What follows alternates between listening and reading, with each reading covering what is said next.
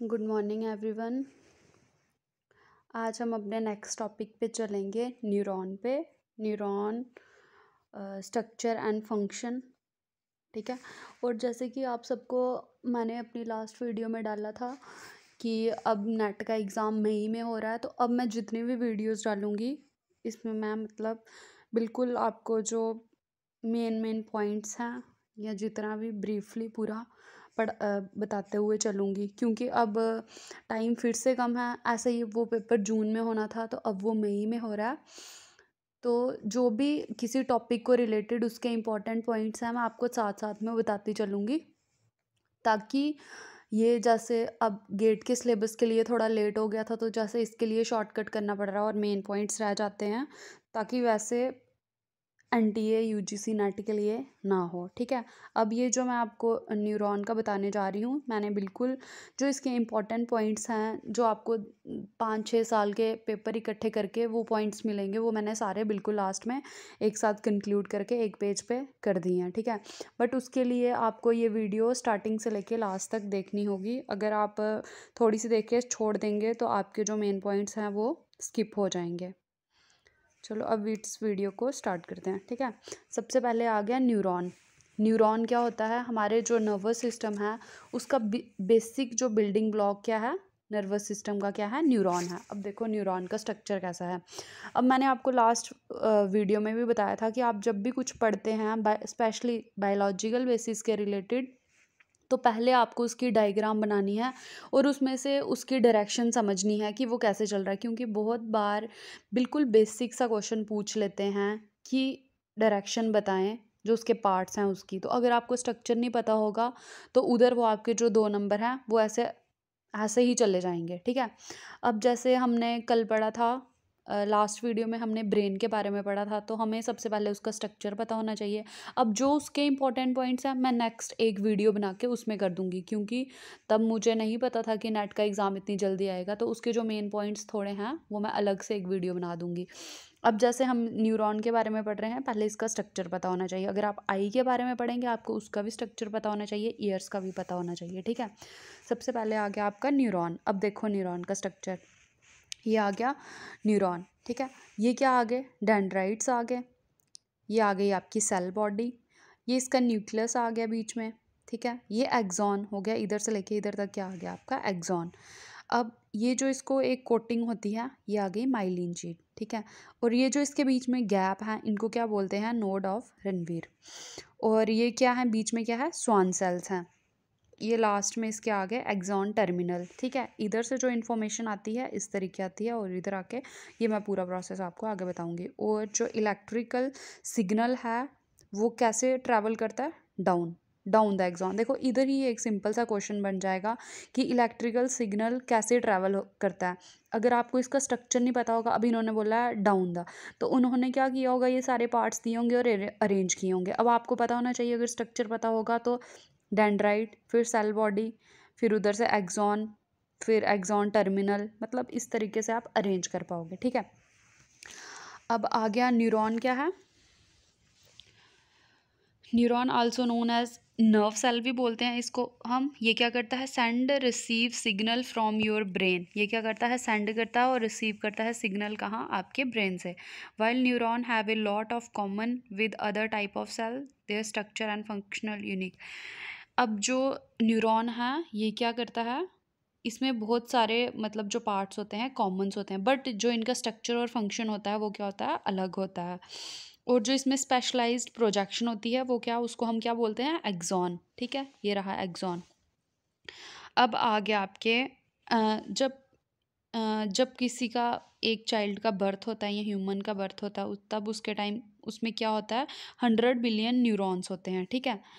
Unlike other sales neuron do not reproduce और regenerate. बाकी sales की तरह जो न्यूरॉन होते हैं वो रिप्रोड्यूस भी नहीं होते हैं और रीजनरेट भी नहीं होते हैं।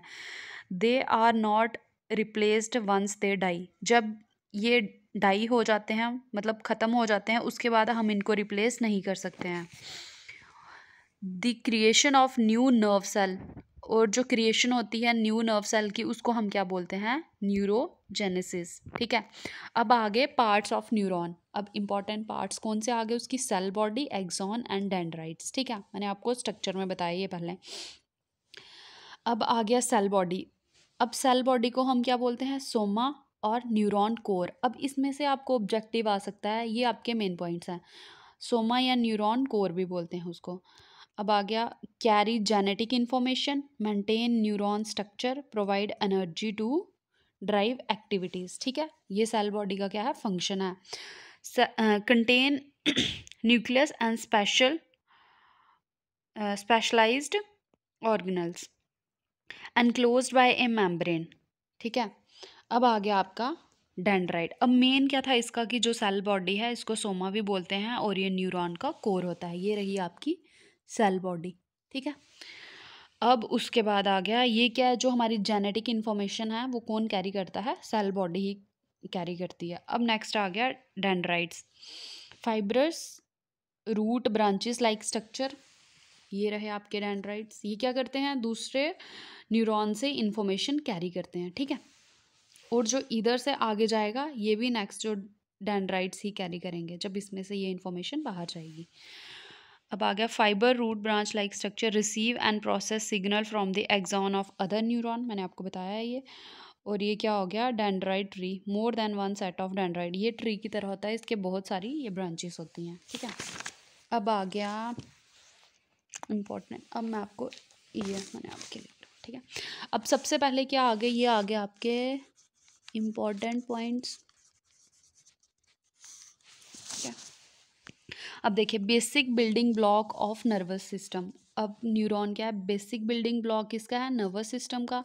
अब देखो इसमें क्या है, जो one way channel of information. अब आपको ऐसे क्वेश्चन भी आ सकता है, neuron are three way channel of information, two way, four way. तो आपको पता होना चाहिए one way channel of communication.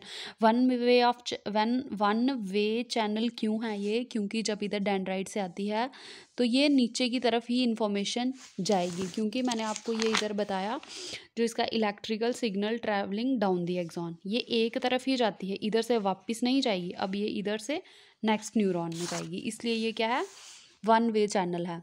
अब ये भी बता दिया ह्यूमन ब्रेन में कितने न्यूरॉन्स होते हैं, 100 बिलियन न्यूरॉन, ये मैंने आपको लास्ट वीडियो में भी बताया था। अब covered by A sheet of fatty material. अब ये जो इसके डायग्राम सामने खोलती हूँ, देखो ये आ गया covered by A sheet of fatty material. अब वो फैटी मटेरियल की शीट कौन सी आ गई, ये आ गई आपकी जो इसके बाहर से है, माइलिन शीट। अब ये क्या करती है, अब इस माइलिन शीट को कौन प्रोड्यूस करता है, गिलियाल सेल। ठीक है, अब ये जो गिलियाल सेल हैं ये क्या, ये कहाँ कहाँ पे प्रोड्यूस होते हैं, ये आपको एक साथ कहीं नहीं मिलेगा, ये मैंने आपको कंक्लूड करके इधर दिया हुआ है। तो अगर आप इसको अच्छे से अपने नोट्स बना लेंगे, उसमें से करेंगे, तो आपको कहीं और से पढ़ने की ज़रूरत नहीं पड़ेगी, इतना मैं बोल सकती हूँ। ठीक है, माइलिन शीट को कौन प्रोड्यूस करता है, गिलियाल सेल। और जो गिलियाल सेल हैं वो कहाँ कहाँ पे होते हैं, पेरिफेरल नर्वस सिस्टम में और सेंट्रल नर्वस सिस्टम में भी। Do not produce electrical impulse. ठीक है, ये इलेक्ट्रिकल इम्पल्स प्रोड्यूस नहीं करते हैं, पर ये क्या करते हैं, गिलियाल सेल जो होते हैं ये जो नॉर्मल काम होता है, जैसे क्लीन करते हैं ये न्यूरॉन को, या उसको नरिश करते हैं। ठीक है, इनका ये काम होता है। और ये जो गिलियाल सेल हैं ये help to form blood brain barrier. अब ये क्वेश्चन भी आ सकता है कि ब्लड ब्रेन बैरियर कौन सा सेल प्रोड्यूस करता है या कौन सा फॉर्म करता है, वो कौन है, गिलियाल सेल। अब ब्लड ब्रेन बैरियर क्या हो गया, prevent certain substance in the blood stream from reaching brain. ठीक है, ये प्रिवेंट करते हैं जो ऐसे कुछ सबस्टांस होते हैं ताकि वो ब्रेन तक ना पहुंच पाए। ठीक है, अब जो एक एक्सॉन है उसके बाहर माइलिन शीट तो है, बट कुछ खाली गैप्स भी हैं, ये रहे खाली गैप। अब इनको हम क्या बोलेंगे, नोड ऑफ रनवेल। ठीक है, अब नेक्स्ट आ गया, और अगर आपकी माइलिन शीट डैमेज हो जाती है, ठीक है, तो एक डिजीज़ है मल्टीपल स्क्लेरोसिस। सॉरी मेरी कभी कभी प्रोनाउंसिएशन थोड़ी गलत हो जाती है, कि लिखा 10 होता है मैं उसको 100 बोल देती हूँ और 100 को 10, तो जो मैंने लिखा होता है आप उसको एक बार अच्छे से देख लेना। अब जो डिजीज़ है मल्टीपल स्क्लेरोसिस, इसमें क्या होता है, अनकोऑर्डिनेटेड मूवमेंट होती है, मतलब कि जो हमारी बॉडी की मूवमेंट होती है हमारी कंट्रोल में नहीं रहती है। अब मल्टीपल स्क्लेरोसिस में मेन क्या है कि जो body immune system T cell होते हैं अटैक दी, जो टी सेल होते हैं वो क्या करते हैं माइलिन शीट पे अटैक करते हैं। ठीक है, किसमें? मल्टीपल स्क्लेरोसिस में, जब आपकी माइलिन शीट डैमेज हो जाती है। अब आ गया इसका सेकंड इम्पॉर्टेंट पॉइंट। इसमें क्या आ गया आपका, ये आपको बहुत बार क्वेश्चन आता है कि पोलराइज्ड में चार्ज क्या है, डीपोलराइज क्या है, हाइपर पोलराइज क्या है और कम्प्लीटली पोलराइज क्या है। अब आप सोच रहे होंगे ये क्या है, ये मैं आपको आगे बताती हूँ, बट ये मैं आपको पहले बता देती हूँ। पोलराइज्ड क्या आ गया चार्ज -70, MV क्या है, मिली वोल्ट है। डीपोलराइज्ड आ गया -64, हाइपर पोलराइज्ड आ गया -72 और कम्प्लीटली पोलराइज आ गया आपका +45 मिली वोल्ट। अब आ गया नेक्स्ट टॉपिक। अब देखें, अब सबसे पहले आ गया आपका रेस्टिंग पोटेंशियल, फिर ग्रेडेड पोटेंशियल और एक्शन पोटेंशियल। अब आप सोच रहे होंगे कि ये क्या है। अब एक्शन पोटेंशियल क्या आ गया आपका, एक्शन पोटेंशियल में सबसे पहले आपका चार्ज क्या आ गया -70 मिली वोल्ट, और इसको हम क्या बोलते हैं, पोलराइज्ड।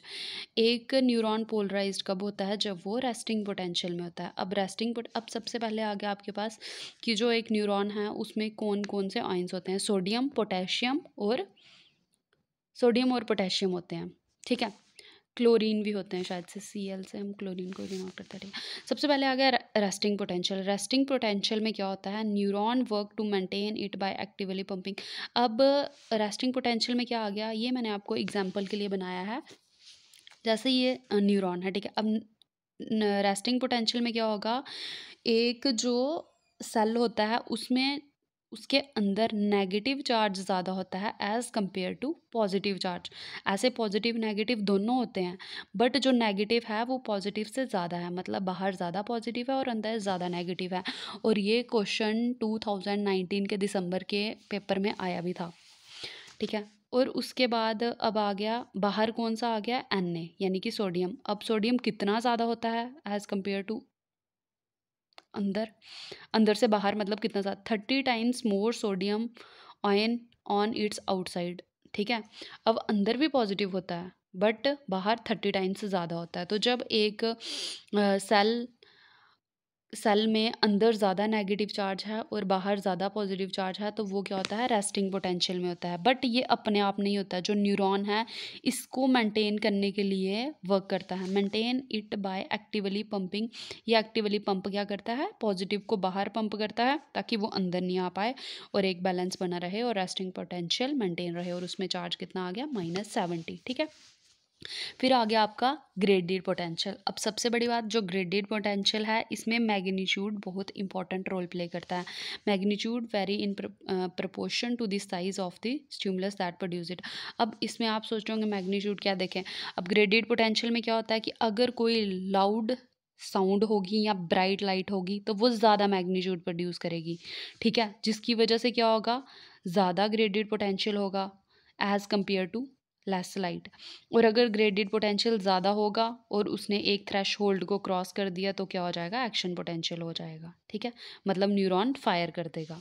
अब ग्रेडेड पोटेंशियल मैग्नीट्यूड पे डिपेंड करता है, सिंपल याद रखना है। अगर कम साउंड होगी तो कम मैग्नीट्यूड होगा तो फायर नहीं करेगा, बट अगर ज़्यादा लाइट या ज़्यादा साउंड होगी तो मैग्नीट्यूड ज़्यादा होगा, जो कि एक थ्रेश होल्ड क्रॉस हो जाएगा और जो न्यूरॉन है वो फायर कर देगा, तो एक्शन पोटेंशियल आ जाएगा। ठीक है, नेक्स्ट आ गया आपका एक्शन पोटेंशियल। अब जो एक्शन पोटेंशियल है वो ग्रेडेड पोटेंशियल की तरह नहीं है, ये एक मतलब प्रिंसिपल पे काम करता है, ऑल और नन, या तो फायर करेगा या तो नहीं करेगा, इसमें मैग्नीट्यूड का कोई रोल नहीं है। ठीक है, अब बेसिक सिग्नल, ये क्या है, एक्शन पोटेंशियल बेसिक सिग्नल है हमारे न्यूरॉन के अंदर। अब एक्शन पोटेंशियल होता है तभी हम कुछ भी एक्टिविटी कर रहे हैं। ठीक है, अब ये आ गया, मैंने आपको एक ऐसे इधर बताया। ठीक है, जैसे ये आ गया आपका सेल। अब सबसे पहले क्या आ गया, ये रेस्टिंग पोटेंशियल पे है यहाँ पे। ठीक है, बाहर ज़्यादा पॉजिटिव है और अंदर ज़्यादा नेगेटिव है। बट जब एक्शन पोटेंशियल होगा तो ये जो पॉजिटिव हैं ये अंदर आना स्टार्ट हो जाएंगे आपके, और अंदर ज़्यादा पॉजिटिव हो जाएंगे और नेगेटिव को बाहर निकाल लेंगे। ठीक है, तो ये क्या हो जाएगा, इसमें एक चेंज आ जाएगी। ठीक है, अब उसके बाद दोबारा जब ये अंदर आए फिर ये इधर से दोबारा से ये इनको बाहर निकाल देगा और बाहर पॉजिटिव हो जाएंगे और अंदर ज़्यादा हो जाएंगे नेगेटिव, तो ये फिर से रेस्टिंग पोटेंशियल आ जाएगा। फिर कुछ सिग्नल आएगा, ग्रेडेड पोटेंशियल आएगा, तो वो फिर से फायर करेगा। फिर से अगर एक थ्रेश होल्ड क्रॉस हो गई तो फिर से पॉजिटिव अंदर आ जाएंगे और नेगेटिव बाहर चले जाएंगे। तो ये एक प्रोसेस चलता ही रहता है। और ये क्या है आपके, जहाँ से ये पॉजिटिव चार्ज अंदर आ रहे हैं, ये आपके प्रोटीन चैनल्स हैं। और जब ये अंदर आ रहे हैं तो ये डीपोलराइज्ड से रीपोलराइज्ड हो रहा है। ठीक है, ये कौन सा ये जो डीपोलराइज्ड टू रीपोलराइज्ड प्रोसेस है, ये कहाँ पे होता है? एक्शन पोटेंशियल में होता है। और स्पीड अलोंग माइलेटेड एक्सॉन, अब ये जो एक्सॉन है, जहाँ जहाँ इसकी ये शीट है, मतलब माइलिन शीट है, यहाँ यहाँ इसकी स्पीड कितनी है? 270 माइल्स पर आवर। ठीक है, और ये जो डीप, अब ये जो मैं बोल रही हूँ कि अंदर पॉजिटिव आ रहे हैं, बाहर नेगेटिव जा रहे हैं, और ये कितनी देर का प्रोसेस है, कितने देर में होता है? 2 मिली सेकेंड्स के अंदर। ठीक है, ओके। ये आ गया आपके एक्शन पोटेंशियल, ग्रेडेड पोटेंशियल और रेस्टिंग पोटेंशियल। बिल्कुल सिंपल है। रेस्टिंग पोटेंशियल में क्या होगा, बिल्कुल आपको एक चीज़ याद रखनी है कि रेस्टिंग पोटेंशियल में आपके नेगेटिव चार्ज अंदर है ज़्यादा और पॉजिटिव बाहर है ज़्यादा। जब ग्रेडेड पोटेंशियल होगी तो उससे क्या होगा, जैसे कोई लाइट, या अब जैसे मैं बोल रही हूँ तो अगर मेरी साउंड इतनी ज़्यादा है कि आप तक पहुँच रही है, ठीक है, तो वो क्या हो रहा है, एक थ्रेश होल्ड क्रॉस हो रहा है, सिग्नल आगे जा रहा है, एक्शन पोटेंशियल हो रहा है। बट जैसे मेरी स्टार्टिंग की वीडियोज़ थी उसमें आवाज़ ही बिल्कुल कम है, तो हो सकता है कुछ बच्चों को सुनाई नहीं दी हो, तो वो क्या हो गया, एक साउंड कम है तो मैग्नीट्यूड लो है उसमें, तो आप तक अगर साउंड ही नहीं पहुंचेगी तो सिग्नल ही आगे नहीं जाएगा, आपको समझ ही नहीं आएगी। ठीक है, ये मैंने एक ऐसे आपको एग्जांपल बता दी याद रखने के लिए। अब जब ग्रेडेड पोटेंशियल में आपका मैग्नीट्यूड एक थ्रेश होल्ड क्रॉस होगा तो जो न्यूरॉन है वो फायर करेगा और उसके बाद एक्शन पोटेंशियल आ जाएगा। एक्शन पोटेंशियल क्या, एक्शन पोटेंशियल देखिए, अब ये मैं बोल रही हूँ कि पॉजिटिव अंदर आ रहे हैं। अब जब इधर से ये चीज़ आ रही है, ग्रेडेड पोटेंशियल का इतना मैग्नीट्यूड है कि वो इसको इधर पंप कर पा रहा है, तो ये आ गया। ठीक है, अब एक्शन पोटेंशियल क्या आ गया, पॉजिटिव अंदर ज़्यादा आ गया, नेगेटिव को बाहर निकाल दिया। और जब पॉजिटिव अंदर आए, नेगेटिव को बाहर निकाला, ये क्या आ गया, डीपोलराइज टू रीपोलराइज्ड प्रोसेस। ठीक है, और एक चीज़ मेन याद रखना कि जो एक्शन पोटेंशियल है वो ऑल और नन रिस्पॉन्स पे वर्क करता है। अब आ गया आपका नेक्स्ट, कम्युनिकेशन बिटवीन न्यूरॉन। ठीक है, अब आ गया neuron closely approach but do not actually touch. अब ये आ गया एक, जैसे ये रहा, ये था एक न्यूरॉन। ठीक है, अब ये आ गया दूसरा न्यूरॉन नेक्स्ट। अब जो इन दो के बीच में, ये मैंने ऐसे बनाया है, ये मतलब दूसरे न्यूरॉन के डेंड्राइट्स हैं। अब जो इनके बीच में गैप है, इसको हम क्या बोलते हैं, स्नैप्स, स्नैप्सिस। ठीक है, ये रहा स्नैप्सिस। अब इधर से मैं आपको सिंपल बिल्कुल बताती हूँ, आपको ज़्यादा रट्टा लगाने की ज़रूरत नहीं है, बिल्कुल नॉर्मल कि जैसे ये प्रोसेस चलता है उस तरीके अगर आपको समझ आ जाएगी तो ये आपका ऐसे ही क्लियर हो जाएगा। अब neuron closely approach but do not actually touch. अब ये देखो, ये होते बिल्कुल पास हैं। अब ये जो मैंने तो खुद बनाया इतनी दूर, बट ये मतलब इतने पास होते हैं कि हम देख के इसको डिटेक्ट नहीं कर सकते हैं, बट ये टच नहीं करते हैं। अब क्या होता है कि अब इधर से जब आपकी इंफॉर्मेशन आ रही है इसके थ्रू आई, ठीक है, अब ये क्या आ गया आपके, ये आ गया एक्सॉन टर्मिनल। अब ये टर्मिनल मैंने कहाँ बनाए हैं, ये बनाए हैं मैंने इधर बड़े करके, ये टर्मिनल्स। ठीक है, अब क्या आ गया, जब इंफॉर्मेशन आ गई आपके पास, अब ये क्या आ गई, अब ये जो इन्फॉर्मेशन आ रही है किसके फॉर्म में आएगी, केमिकल के फॉर्म में, जिसको हम क्या बोलते हैं, न्यूरोट्रांसमीटर बोलते हैं। ठीक है, अब ये आ गया इसके टर्मिनल। अब इन दो के ये क्या आ गई, स्नैप्टिक वेसिकल्स।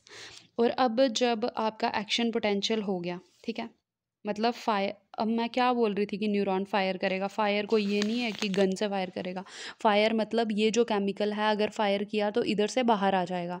और दूसरी साइड ये क्या आ गया, रिसेप्टर साइड आ गई। ठीक है, और ये जो रिसेप्टर साइड है, ये क्या होते हैं, कॉम्प्लेक्स प्रोटीन मॉलिक्यूल हैं, जिसमें कि क्या हो गया, जो इधर का मटेरियल है वो इधर आके क्या हो जाएगा, लॉक हो जाएगा। कैसे, जैसे कि ये की है और ये लॉक, इनकी शेप वैसी होगी कि इधर का इधर लॉक हो जाएगा। बट अगर ये इधर आके लॉक हो गया, इसमें चले गया, तो क्या होगा, केमिकल चेंज आ जाएगी। बट अगर वापस चले गया, इधर से नहीं एक्सेप्ट हुआ, वापस किया, तो इसको हम क्या बोलेंगे, रीअपटेक। रीअपटेक कौन सा प्रोसेस होता है आपका,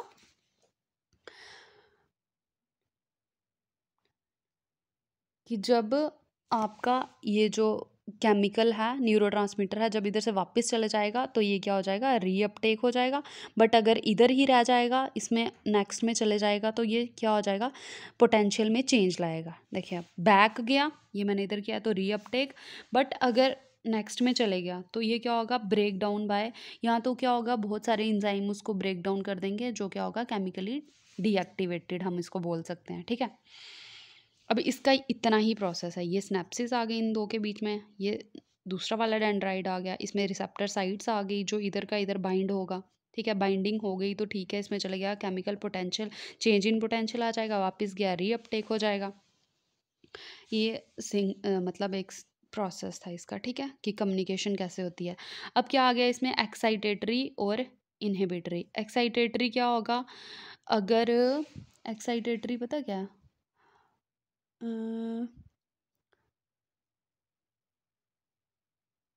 अगर जो इफ़ेक्ट है वो एक्साइटेटरी होगा तो क्या होगा, ये ज़्यादा फोर्स करेगा कि न्यूरॉन फायर करे। बट अगर इनहिबिटरी होगा इफ़ेक्ट तो क्या होगा, कि फायर ना करे, ये होगा लेस लाइकली टू फायर। ठीक है, अब क्या आ गया कि टाइनी डिसीजन मेकिंग मैकेनिज्म है ये, जो जो जो न्यूरॉन्स हैं वो क्या हैं, टाइनी डिसीजन मेकिंग मैकेनिज्म बनाते हैं। Only when the pattern of information reaching, जब इंफॉर्मेशन राइट होगी तो वो फायर करेंगे, जब इंफॉर्मेशन राइट नहीं होगी तो रीअपटेक हो जाएगा और फायर नहीं करेंगे। ठीक है, ग्रेडेड पोटेंशियल में अगर मैग्नीट्यूड ज़्यादा होगा तो फायर होगा, नहीं होगा तो फायर नहीं होगा। अब ये आ गया उसके बाद इम्पॉर्टेंट आपके पॉइंट जो कि एग्ज़ाम में बहुत बार पूछे गए हैं, ये मैंने इसको अलग से करके लिखा है। अब देखो, जो माइलिन शीट होती है वो किसकी बनी होती है, विटामिन डी की। इज़ रिपेयर्ड और रिप्लेस्ड बाय स्पेशल सेल। अब जो माइलिन शीट है वो रिपेयर होती है, रिप्लेस्ड हो सकती है बाय स्पेशल सेल्स, जिनको हम क्या बोलते हैं, ओलिगोडेंड्रोसाइट्स। ये बहुत इंपॉर्टेंट है। ठीक है, ओलिगोडेंड्रोसाइट्स। ठीक है, अब माइलिन शीट और ओलिगोडेंड्रोसाइट है, उनमें क्या फ़र्क है। अब देखिए, जो माइलिन शीट है ये क्या करती है, formed by Schwann cell in peripheral nervous system. इनको स्वान सेल बनाते हैं कहाँ, पेरिफेरल नर्वस सिस्टम में। और जो ओलिगोडेंड्रोसाइट है ये सेंट्रल नर्वस सिस्टम में बनती है। सेंट्रल नर्वस सिस्टम मतलब ब्रेन एंड स्पाइनल कॉर्ड। और ये क्या करती है, फॉर्म मल्टीपल शीट्स बनाती है ये, और ये सिंगल शीट बनाती है। जो न्यूरॉन के बाहर हमने पढ़ी थी सिंगल शीट, ये कौन, माइलिन बनाती है। बट अगर मल्टीपल शीट्स होंगी तो वो ओलिगोडेंड्रोसाइट बनाती है। और माइलिन शीट को रिपेयर भी कौन करता है, ओलिगोडेंड्रोसाइट। अब जो पेरिफेरल नर्वस सिस्टम है उसमें 2 टाइप्स ऑफ सेल होते हैं, Schwann cells and satellite cell. और जो सेंट्रल नर्वस सिस्टम है उसमें 4 टाइप्स के हैं, माइक्रोग्लियल सेल, ओलिगोडेंड्राइट्स, एस्ट्रोसाइट्स, ये क्या है, एपिंडिमल सेल। अगर प्रोनाउंसिएशन गलत होगी तो सॉरी। ठीक है, ये रहा। तो ये था आपका न्यूरॉन, न्यूरॉन का स्ट्रक्चर था, फंक्शन था, कम्युनिकेशन था। ठीक है, अब ये न्यूरॉन का मैक्सिमम कंप्लीट हो गया। और अगर मेरे को इसका कोई इंपॉर्टेंट पॉइंट मिलता है तो जब मैं ब्रेन के रिलेटेड इंपॉर्टेंट पॉइंट्स डालूंगी तो उसमें बता दूंगी। अब जैसे उसमें उनकी अपर टू लोअर बताया होता है, डाईएनसेफेलॉन, टाईएनसेफेलॉन, मैस्मेट। ठीक है, कि कौन सा पार्ट किस में आता है, मैं नेक्स्ट वीडियो में वो करके आपको बता दूंगी। और आप जब भी मेरी कोई वीडियो देखते हैं स्टार्टिंग से लेके लास्ट तक देखा कीजिए, क्योंकि स्टार्टिंग में मेरा फ्लो थोड़ा ठीक नहीं होता है और लास्ट तक मतलब बहुत सारी इन्फॉर्मेशन होती है जो मैं लास्ट में ही बोलती हूँ। ठीक है, ओके, थैंक यू। अगर आपको मेरी वीडियो अच्छी लगी तो वीडियो को लाइक करें, चैनल को सब्सक्राइब करें और शेयर भी कर दें वीडियो को। और अगर कोई डाउट है तो कमेंट कर दें। और एक किसी ने कमेंट करा था कि हम ये रिसर्च का कब स्टार्ट कर रहे हैं, बट इसके बाद अगर आप चाहते हैं कि आइज़ और ईयर का स्ट्रक्चर नहीं करूँ और न्यूरोट्रांसमीटर्स नहीं करूँ तो मैं रिसर्च का भी स्टार्ट करवा सकती हूँ। बट मुझे लग रहा है कि अब ये सीरीज़ में ही चलना चाहिए ताकि ये बायोलॉजिकल साइड आपकी पूरी ख़त्म हो जाए। Okay, thank you.